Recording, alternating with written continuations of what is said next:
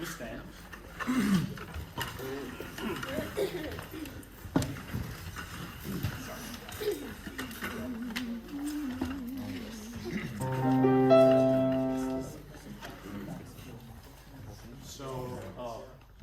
So same soloist, except Brett singing tenor.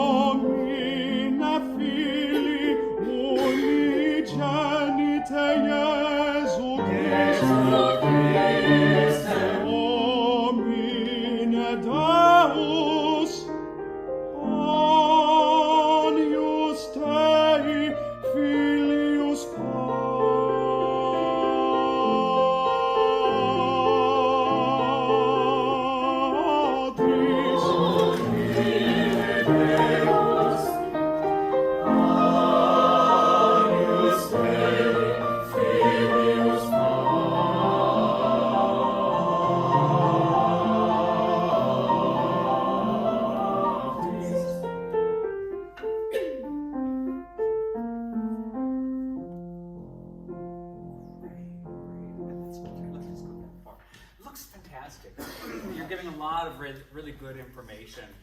Thank you, sopranos. Beethoven, what can I say? I have to confess, I've not done the Mass in C. It's a big gap in my own stuff. I've done a lot of Missa Solemnices, and you know, there are similar problems and issues for the chorus, right? Particularly stamina,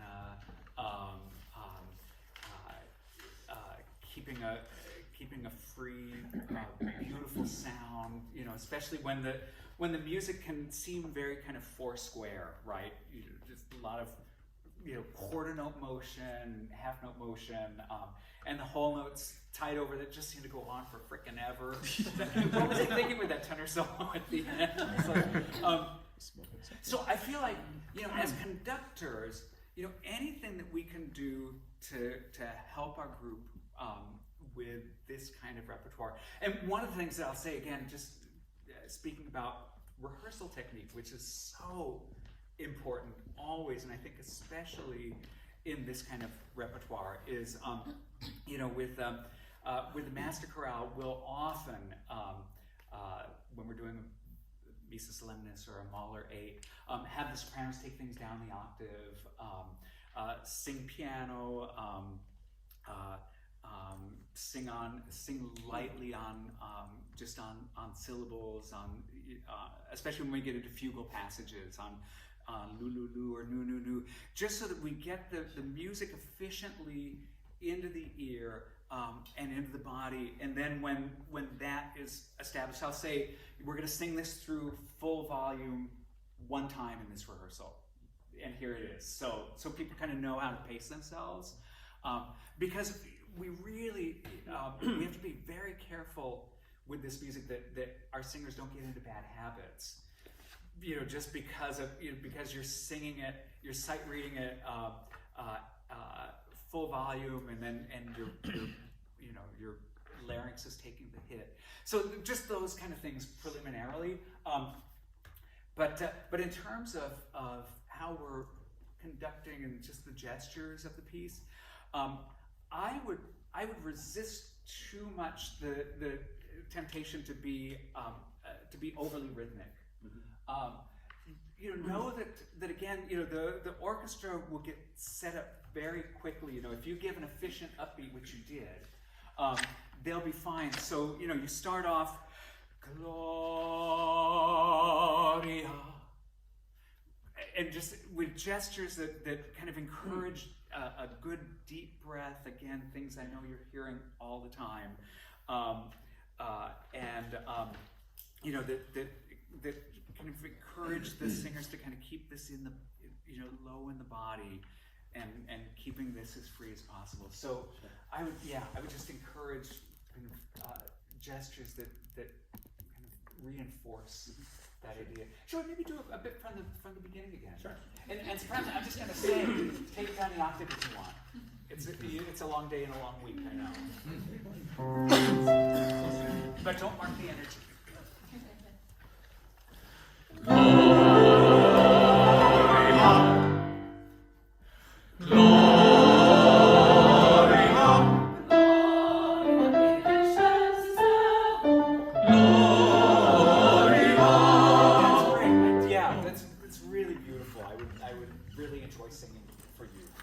Thank you.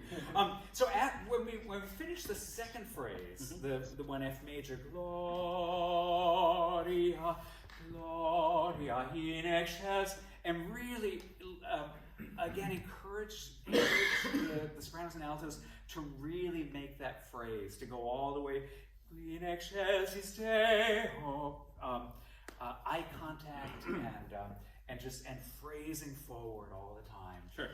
Should we do one more time from the beginning?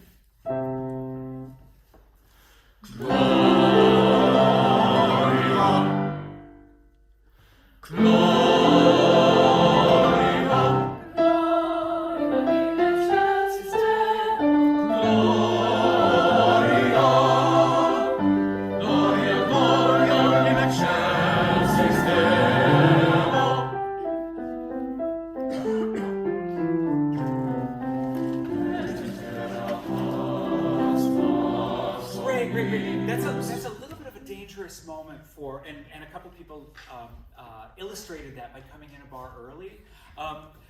So you want to make sure to not cue too soon or indicate that that's happening until so. I'm looking at the orchestra or the piano in this place, and then. You might even, if you ever suspect that somebody might be in early, just a little subtle, not now, I'm dealing with these guys.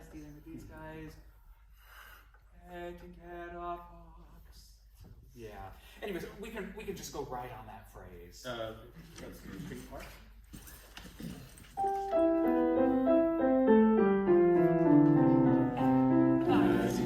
Keep going.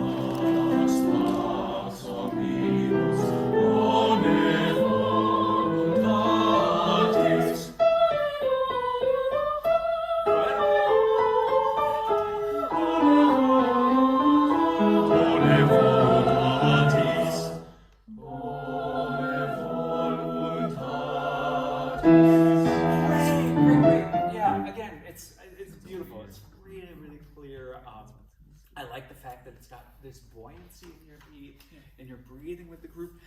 This piano Bone Voluntatis is dangerous for the sound of the group.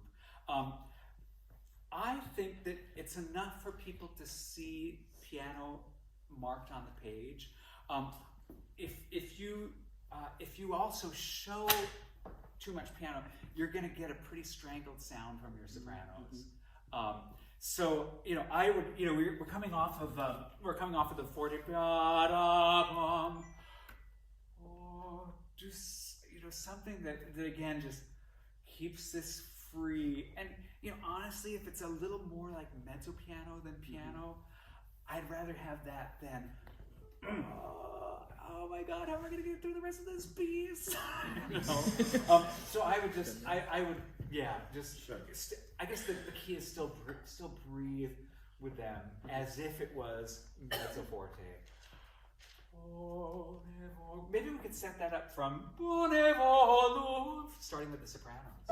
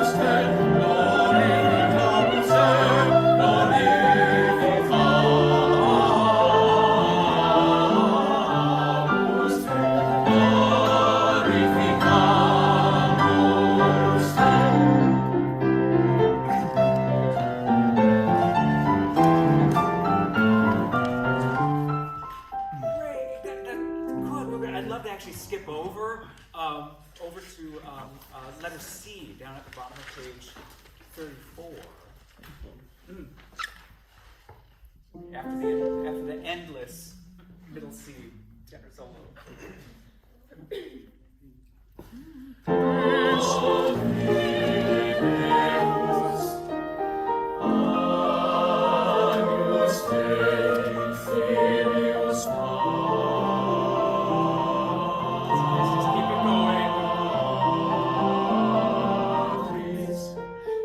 Yeah, that's great. I just want to emphasize and encourage what you're doing naturally, which is in this section, which mimics what the tenor soloist just did.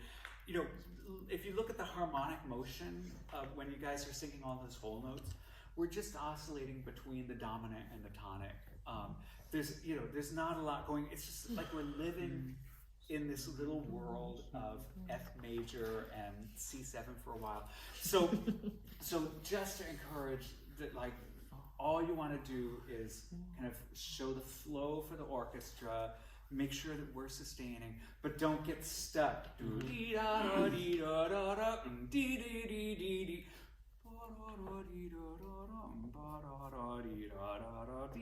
They're still holding it, right?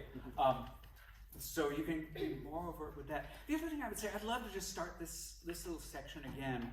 To me, because we're starting back at the bottom of page 34, because we're going from F major now into E flat major, very warm key area for Beethoven. I think that you could encourage a more cantabile dolce sound in this forte. Domine Deus, or whatever the Agnus Dei. It's like a little oasis within here. So yeah, if you reflect that in the gesture, and then reflect that in the sound.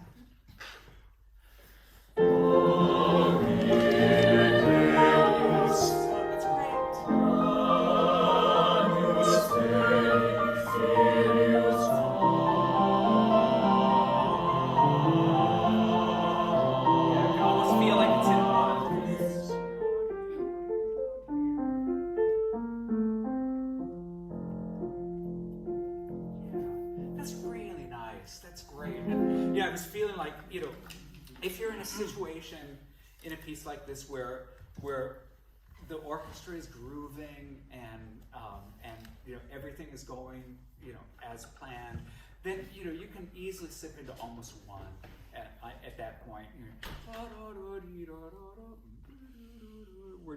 It's just like, yeah, everybody, we're just floating along, and then the you kind of get control back. But that's only if things are like super cruising. Like, don't try that if the orchestra is being wonky and I mean, you all know, just like use your best judgment. Wouldn't it be great? I'm thinking, do we still have any time? 30 seconds. Oh, 30 seconds. Never mind. I think we should leave it there. Yeah.